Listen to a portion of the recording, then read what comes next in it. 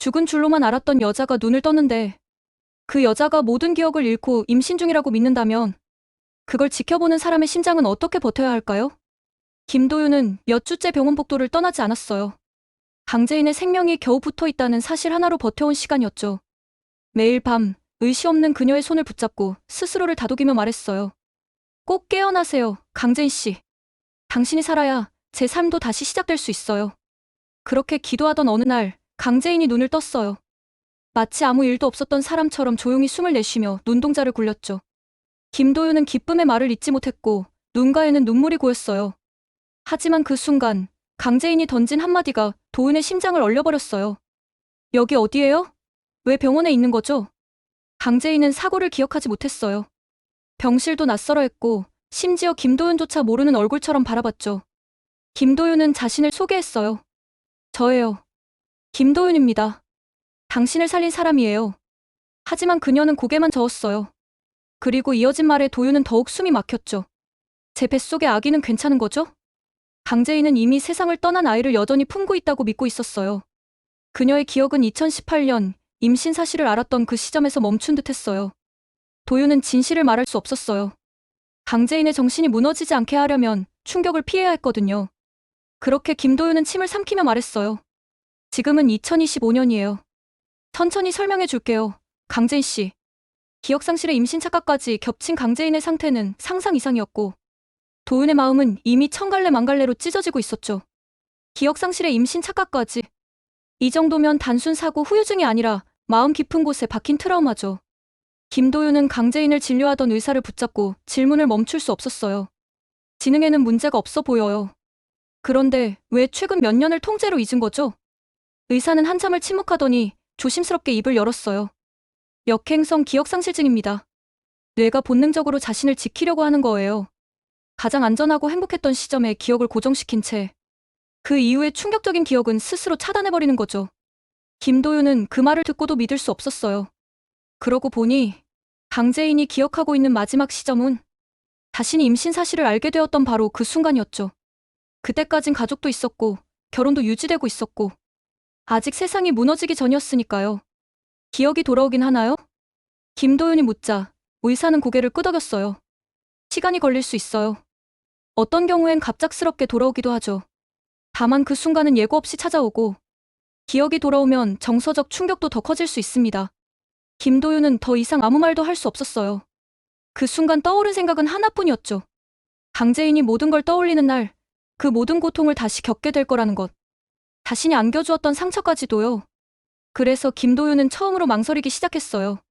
과연 지금 강재인에게 과거를 되찾게 해주는 게 정말 그녀를 위한 일일까요? 불륜보다 더 끔찍한 건 자신을 죽게 놔둔 사람을 아직도 사랑한다고 믿는 일이죠. 저희 남편 누군지 알죠? 저 좀 남편한테 데려다 주세요. 보고 싶어요. 강재인은 그렇게 자신을 파멸로 내몬 황기찬의 이름을 애타게 불렀어요. 그 모습을 본 김도윤의 마음은 찢어질 듯 아파왔죠. 그녀가 어떤 진실을 모른 채 여전히 그 사람을 믿고 있다는 사실이 너무 가혹했어요. 입안에서 수십 번 맴돌았던 말이 있었어요. 그 사람, 당신 아버지를 죽였어요. 하지만 김도윤은 끝내 그 말을 꺼낼 수 없었어요. 강재인의 얼굴엔 고통이 없었거든요. 진심으로 편안한 표정을 짓고 있었고 그 표정이 김도윤에겐 너무 낯설고 슬펐어요. 고통을 모두 잊고 상처도 기억 못한 채 웃고 있는 강재인의 얼굴. 그건 김도윤이 수년 만에 처음 본 모습이었어요. 그래서 김도윤은 결심했어요. 진실을 감추기로요. 설령 그게 자신의 마음을 갈기갈기 찢는 일이라 해도 강재인의 행복을 지켜주는 것이 지금 자신이 할 수 있는 전부라 믿었어요. 네. 연락드릴게요. 조만간 오실 겁니다. 그렇게 김도윤은 황기찬이 이 병실 문을 열도록 도와주고 말았죠. 그리고 그 순간부터 이 병실은 더 이상 안전한 공간이 아니게 되었어요. 죽은 줄 알았던 전처가 살아있다면 그 사실 하나로 삶 전체가 무너지는 남자도 있는 법이죠. 황기찬은 처음엔 전화를 믿지 않았어요.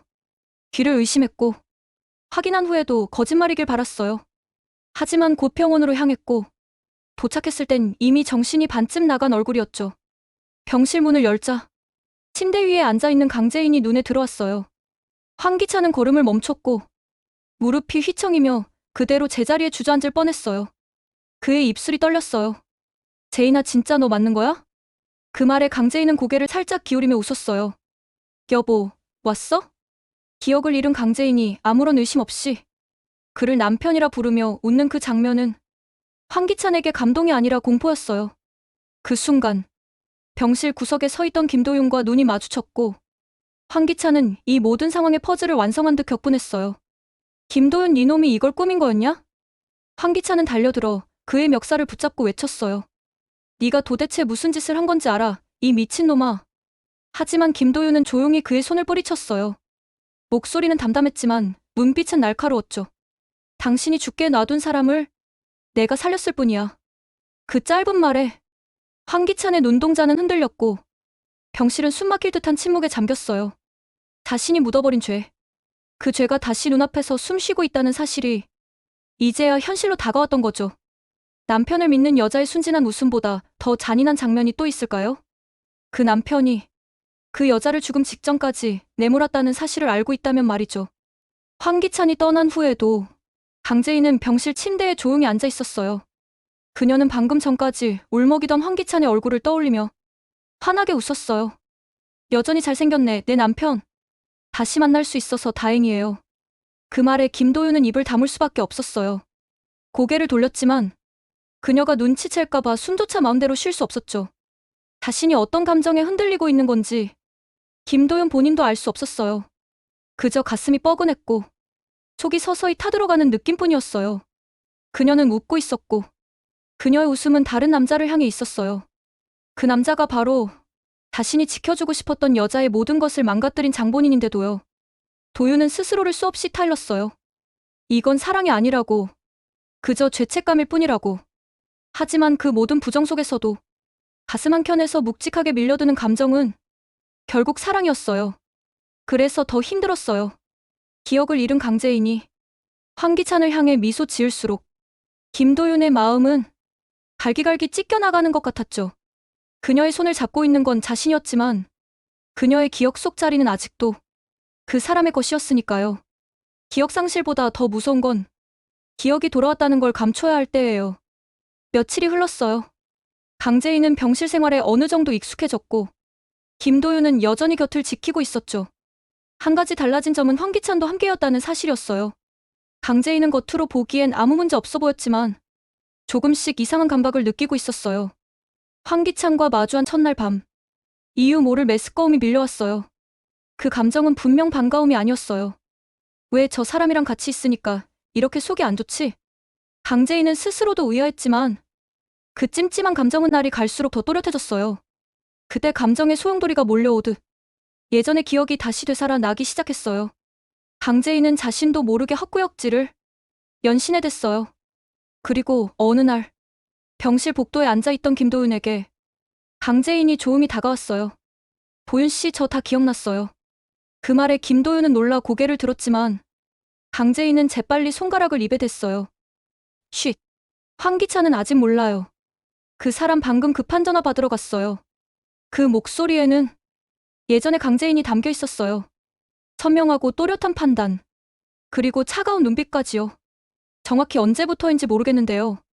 처음 그 사람 얼굴 봤을 때부터였던 것 같아요. 토할 것 같더라고요. 몸이 아픈 줄 알았는데 아니었어요. 김도윤은 믿기 힘든 듯 속삭였어요. 왜 말 안 했어요? 강재인은 단호하게 말했죠. 지금이 기회라고 생각했어요. 황기찬을 완벽하게 속일 수 있는. 그녀는 이제 과거의 강재인이 아니었어요. 모든 기억을 되찾고 마침내 복수를 준비하는 사람이었죠. 그리고 그 복수는 지금 이 순간부터 조용히 하지만 철저하게 시작될 예정이었어요. 기억을 잃은 척 웃는 여자를 사랑하게 되는 순간 그 사랑은 상처로 바뀌게 되죠. 강재인은 이미 모든 기억을 되찾았어요. 하지만 아직은 말하지 않았어요. 황기찬 앞에선 여전히 순진한 표정으로 그를 여보라 부르고 있었죠. 도윤은 그 모습이 불안했어요. 언제 들킬지 모른다는 걱정도 있었지만 더 무서웠던 건 그녀가 그 남자의 곁에 다시 익숙해질지도 모른다는 거였어요. 너무 무리하지 마세요. 그 사람 위험한 인간이에요. 김도윤은 작게 말했어요. 그러자 강재인은 피식 웃었어요. 질투해요? 그 질문에 김도윤은 대답하지 못했어요. 그저 고개를 떨군 채 조용히 숨만 쉬었죠. 강재인은 그 침묵이 무엇을 뜻하는지 정확히 알고 있었어요. 걱정 말아요. 손이라도 잡히면 머리 아픈 척하고 소리부터 지를게요. 그 말에 김도윤은 그제야 눈을 들었고 강재인은 안심하라는 듯 가볍게 고개를 끄덕였어요. 그녀의 눈빛은 흔들림 없었어요. 황기찬을 무너뜨릴 단 하나의 목적. 그것만을 위해 움직이는 사람의 눈이었죠. 하지만 그 작전이 완벽하게 끝나기 전까지는 김도윤도 그 누구도 그녀를 도와줄 수 없었어요. 이제부터는 강재인 혼자 가장 위험한 전장으로 들어가야 했으니까요. 이혼한 전처가 기억을 잃고 돌아왔는데 그 여자를 자기 집에 들이겠다고요? 그건 누구에게나 모욕이고 누구에게나 위협이죠. 황기찬은 머리가 터질 듯 복잡했어요. 지금 강재인을 병원에 두는 건 위험했죠. 언제 기억이 돌아올지 모르니까요. 그래서 그는 결심했어요. 가장 가까운 곳, 자신의 집에 강재인을 데려다 놓기로요. 하지만 그 말을 들은 강세리는 입술이 하얗게 질려버렸어요. 당신 미쳤어? 그 여자를 우리 집에 데려와? 황기찬은 냉정했어요. 지금은 기억을 잃었지만 내일 아침에 돌아올 수도 있어. 내 곁에 둬야 티끌만 한 변화도 감지할 수 있어. 강세리는 분노로 손을 부르르 떨었죠. 그럼 난 뭐가 되는데? 황기찬은 더 이상 말이 없었어요. 그 침묵이 강세리를 더 미치게 만들었죠. 잠시 후 강세리는 뭔가를 결심한 얼굴로 입을 열었어요. 좋아. 그럼 나도 테스트 하나만 할게. 집으로 데려와서 내가 가정부라고 소개해. 그 한마디에 황기찬의 눈썹이 들썩였어요. 뭐? 당신도 알잖아. 우리 엄마가 강재인네 집에서 가정부로 일했던 거. 내가 집안일 돕는 사람인 척하면서 강재인 반응 볼게 당신 말처럼 진짜 기억을 잃은 거면 내가 같이 있어도 전혀 강재인이 이상하게 생각하지 않을 거잖아? 황기찬은 한참을 침묵했어요. 사실 이번 기회로 강세리를 내쫓고 싶었죠. 하지만 그녀는 무슨 짓을 저지를지 모르는 시한폭탄 같은 존재였어요. 결국 황기찬은 고개를 끄덕일 수밖에 없었어요. 좋아. 강재인 반응을 한 번 더 살펴볼 필요도 있으니 그렇게 해서 강세리는 자기 집에서 기억 잃은 전처 앞에서 가정부 역할을 맡게 됐어요. 누구보다 치욕적인 상황이었고 그래서 누구보다 독한 눈빛을 감추지 못했죠. 하지만 그녀는 아직 몰랐어요. 진짜 가면을 쓰고 있는 사람은 자기 자신이 아니라 강재인이라는 거려. 전처가 돌아와 인사하는데 그 웃음이 진심일 거라 믿는 사람은 세상에 없겠죠. 오랜만에 집으로 돌아온 강재인은 세상 가장 순한 얼굴로 현관에 들어섰어요. 집 인테리어가 많이 바뀌었네.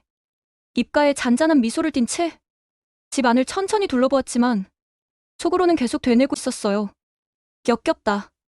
이 쓰레기 같은 인간들과 다시 한 집에서 지내야 한다니. 하지만 겉으론 단 하나의 감정도 드러나지 않으려 애썼어요. 지금 이 집에 다시 들어온 이유는 단 하나. 끝까지 무너뜨리기 위한 복수였으니까요. 어머님, 여전히 고우시네요. 강재인은 예의 바르게 고개를 숙이며 인사했어요. 하지만 그 머릿속엔 자신을 정신병원에 보냈던 그들의 얼굴이 선명하게 떠오르고 있었죠. 그리고 거실 구석, 머리를 조아리고 서 있던 한 사람. 어머, 너 세리 아니니? 강세리는 억지로 웃음을 지으며 답했어요. 그래, 제인아. 오랜만이다. 너 병원에 있는 동안 나 가정부로 일하게 됐어. 그 말을 듣는 순간 강재인은 웃음이 터져나올 뻔했어요. 자신이 테스트 당할 걸 알고는 있었지만 이렇게 허술한 준비를 하고 있었다니. 자신도 모르게 웃음이 나올 뻔한 걸 간신히 참아냈어요. 여전히 아무것도 모른다는 표정과 상냥한 목소리로 대답했어요. 어머, 그랬구나. 잘 부탁해, 세리야.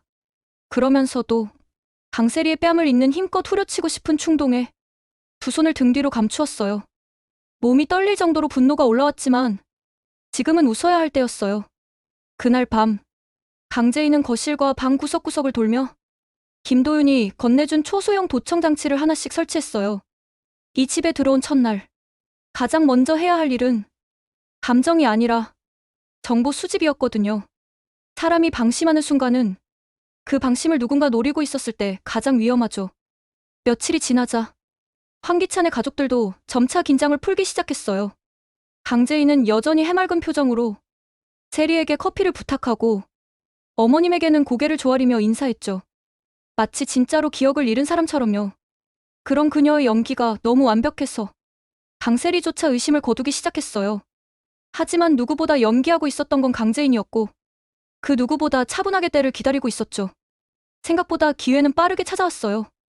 황기찬이 술에 취한 채 거실 소파에 널브러져 코를 골고 있었고 그의 노트북은 무방비 상태로 탁자 위에 켜져 있었어요. 강재인은 조심스럽게 다가가 김도윤이 알려준 해킹 사이트에 프로그램을 설치하고 문자로 김도윤에게 그 사실을 알렸어요. 그 즉시 김도윤은 황기찬의 노트북의 자료들을 실시간으로 복사했고 황기찬이 이중 계약서를 통해 회사 자금을 횡령한 내역, 비자금 세탁 흔적, 그리고 가장 충격적인 건 김도윤의 동생 김도희를 뺑소니한 블랙박스 영상까지 모두 확인할 수 있었어요. 김도윤은 숨이 멎는 줄 알았어요.